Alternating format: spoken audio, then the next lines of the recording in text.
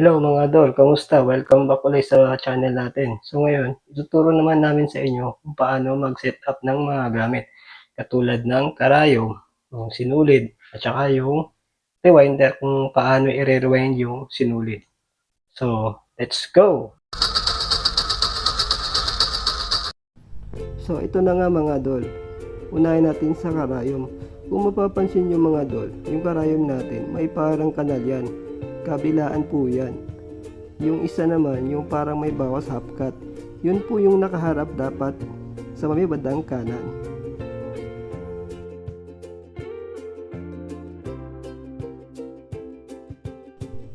Panoorin nyo mabuti mga idol kung paano nilagay.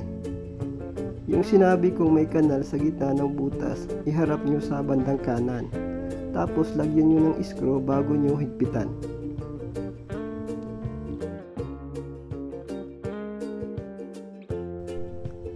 So pangalawa mga dol is yung paglagay ng sinulid. So dito mga dol, sa part na to medyo nakakalito din po ito. Kasi maraming pagdadaanan yung sinulid natin bago makarating sa butas ng karayom. So panoorin nyo na lang mga dol kung paano ang tamang paglagay ng sinulid.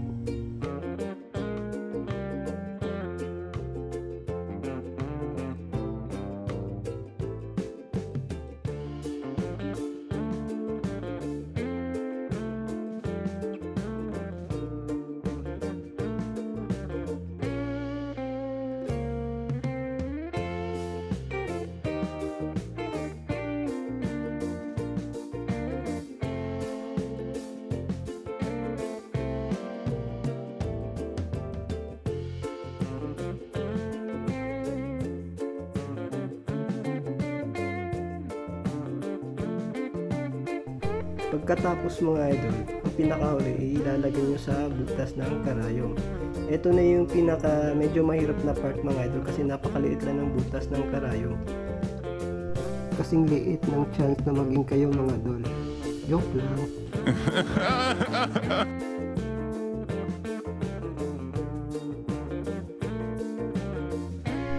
Yan na po yung pang rewind natin mga idol. Ilalagay nyo sa bobbin case. Tapos, putulin nyo mga idol. Kahit magtira lang kayo ng isang dangkal para mahigit natin dyan sa taas mamaya.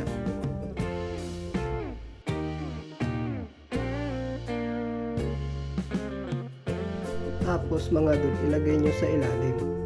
Ayun, yung parang may lagayan. Kahulma noong bobbin case. Pag tumunog na yan idol, okay na po yan. Yan yung tamang paglagay ng bobbin case. Bago nyo ihigitin sa taas.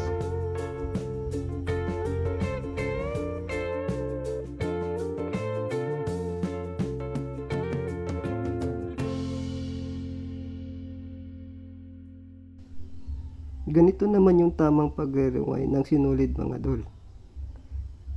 Puputulin nyo muna bago nyo ilagay dun sa rewinder yung sinulid. Tapos alisin nyo yung karugtong na sinulid dun sa may karayom para hindi magkabulbul sa ilalim.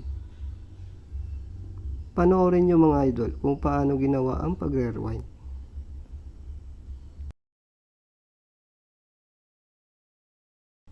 Sana may natututunan kayo mga idol. Kung gusto nyo ng ganito mga video idol about sa pagtatay, tutok lang kayo sa channel namin kasi marami pa kaming i-upload. Maraming salamat sa panonood.